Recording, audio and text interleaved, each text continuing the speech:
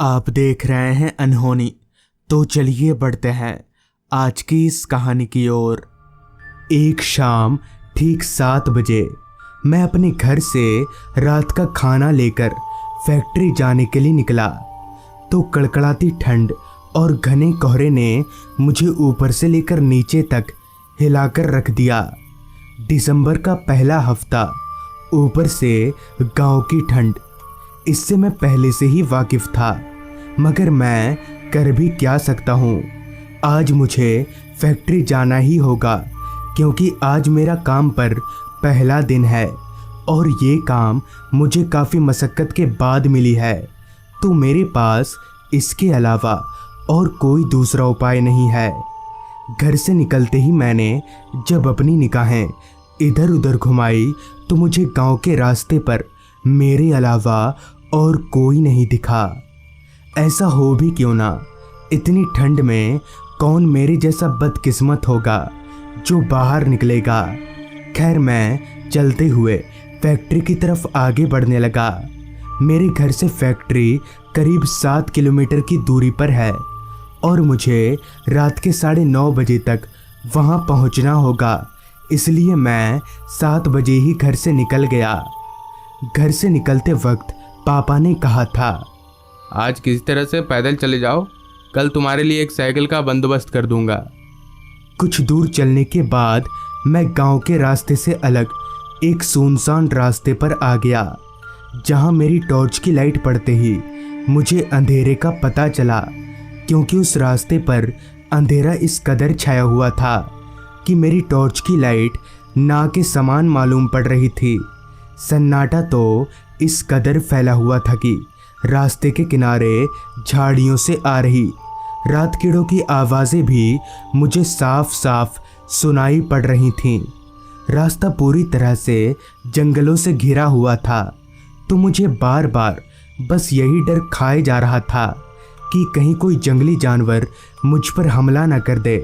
डर के कारण मैं अपने पैरों को दबा दबा कर चल रहा था ताकि मेरे चलने की आवाज़ ना हो।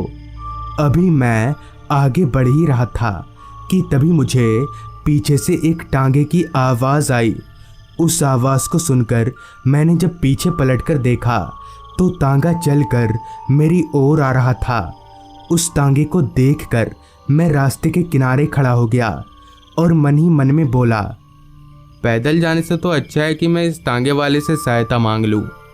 ये सोचते ही मैंने हाथ दिखाकर उस तांगे वाले को रोकने का इशारा किया, तो वो तांगा ठीक मेरे सामने आकर रुका। तांगे के रुकते ही तांगा चला रहे एक बुजुर्ग आदमी ने मुझसे कहा, कहाँ जाना है बाबू साहब आपको? जिस पर मैंने कहा, वो मुझे थोड़ी दूर आगे फैक्ट्री में जाना है, आप मुझे छोड़ देंगे? इस पर उस आदमी ने हंसते हुए कहा, बिना पैसों के तो मैं किसी को भी नहीं बिठाता, 2 रुपया लगेंगे। इस ठंड में पैदल जाने से तो अच्छा है कि मैं उसे 2 रुपए देकर उसके तांगे में चला जाऊं। इस पर मैंने उस बुजुर्ग आदमी से कहा, हाँ ठीक है, मैं 2 रुपये दे दूंगा, आप मुझे वहाँ तक छोड़ दीजिए। जिस पर उस बुजुर्ग आदमी ने मुझे तांगे पर बैठने को कहा। मैं भी तांगे पर चढ़कर बैठ गया और मेरे बैठते ही उस आदमी ने तांगा भगाना शुरू कर दिया। तांगे पर जहाँ मैं बैठा हुआ था वो जगह दोनों तरफ तिरपाल से घिरा हुआ था, तो मुझे ठंड उतनी नहीं लग रही थी। मगर हैरत वाली बात तो ये थी कि उस बुजुर्ग आदमी ने इतने ठंड में भी कोई गर्म कपड़ा नहीं पहन रखा था। पर ऐसा क्यों? क्या उस आदमी को ठंड नहीं लग रही? ये सवाल मेरे जहन में कांटे की तरह चुभने लगा। जिस पर मैंने उस आदमी से पूछा, क्या बात है चाचा, आपको ठंड नहीं लग रही है क्या? जिस पर उस आदमी ने हंसते हुए कहा, नहीं नहीं बाबू साहब, मुझे बस गर्मी लगती है, ठंड नहीं। उस आदमी से ये जवाब सुनकर मैं चौंक गया और मैंने मन ही मन में कहा, लगता है ये आदमी थोड़ा पागल है, इसलिए ऐसी उल्टी पुल्टी बातें कर रहा है। मगर क्या ये सच में पागल है? और अगर हाँ तो इसके साथ मैं किसी बड़ी मुसीबत में पड़ सकता हूँ, और अगर ना तो ठीक है। इसका पता लगाने के लिए मैंने उस आदमी से कहा, चाचा, आप इतनी रात को कहाँ से आ रहे थे? रात को तो कोई सवारी भी नहीं मिलती यहाँ। इस पर उस आदमी ने कहा, इससे मुझे कोई फर्क नहीं पड़ता, मैं तांगा रात को ही चलाता हूँ। उस आदमी की बातों को सुनकर मुझे पता चलने लगा था कि वो थोड़ा पागल है। खैर, मेरे भी फैक्ट्री अब आने ही वाली थी, तो मैं 2 रुपए निकालने के लिए जैसे ही अपने हाथ को जेब में डाला तो मैं चौंक गया, क्योंकि मैंने इसी जेब में 5 का एक सिक्का रखा था, मगर वो सिक्का अब मेरे जेब में नहीं था। मैंने सभी जेबों को देखा, पर मुझे पैसे कहीं नहीं मिले, मगर मेरा 5 का सिक्का गया तो गया कहाँ, शायद तांगे में ही कहीं गिर गया होगा। जिस पर मैंने टॉर्च जलाकर अपने आसपास भी देखा, मगर मुझे वो सिक्का कहीं नहीं मिला। अब मुझे समझ नहीं आ रहा था कि मैं क्या करूं और इस तांगे वाले को क्या जवाब दूं। इसने तो मुझे पहले ही कह दिया था, और ये अब बिना पैसे लिए मानेगा नहीं। इस पर मैंने उस आदमी से कहा, चाचा, तांगा रोकिए, मुझे उतरना है। मेरे इतना बोलते ही उस आदमी ने तांगा रोक दिया।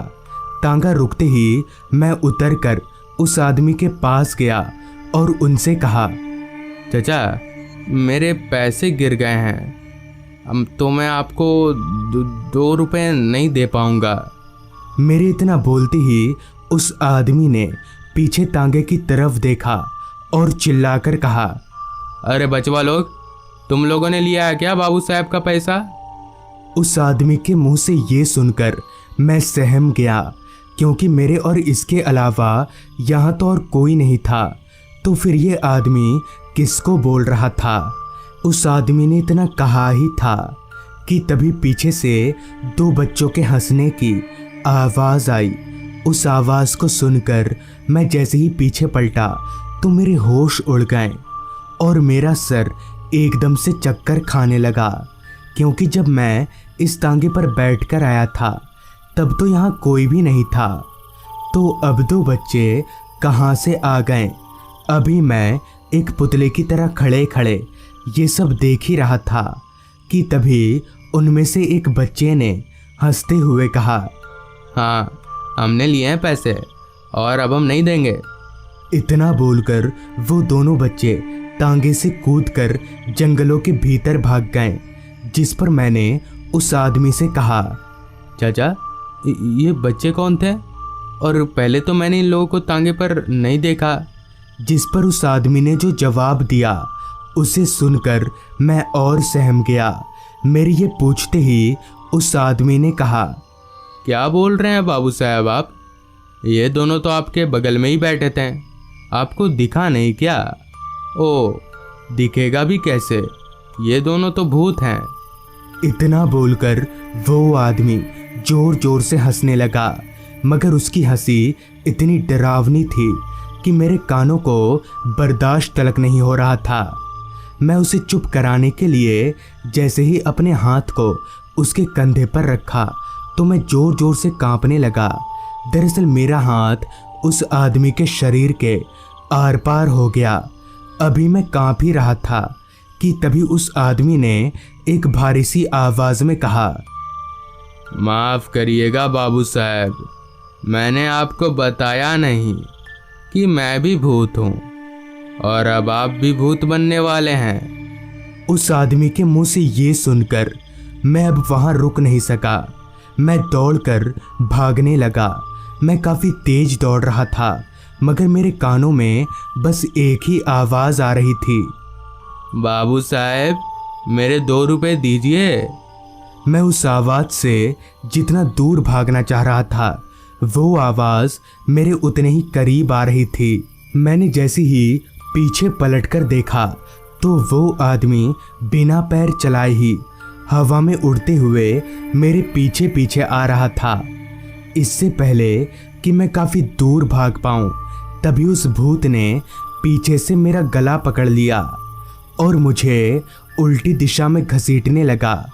अब मैं अपने आप को मरा हुआ मान चुका था और उस आदमी का भी चेहरा पूरी तरह से बदल चुका था। अभी वो भूत मुझे घसीटकर जंगल के अंदर ले जाने ही वाला था। तभी वहाँ फैक्ट्री के 2-3 कर्मचारी आ गए, जिन्हें देखकर वो भूत हवा में धुआं हो गया। तो उस तरह से उस रात मेरी जान बच गई। मगर आज भी वो आवाज़, बाबू साहब मेरे 2 रुपए दीजिए, मेरे कानों में आज तक गूंजती है। तो दोस्तों, ये थी आज की कहानी। अगर आपको ये कहानी अच्छी लगी हो तो चैनल को ज़रूर सब्सक्राइब करें। तो मैं आर्यन जल्द ही मिलूँगा आपसे ऐसी ही एक कहानी के साथ।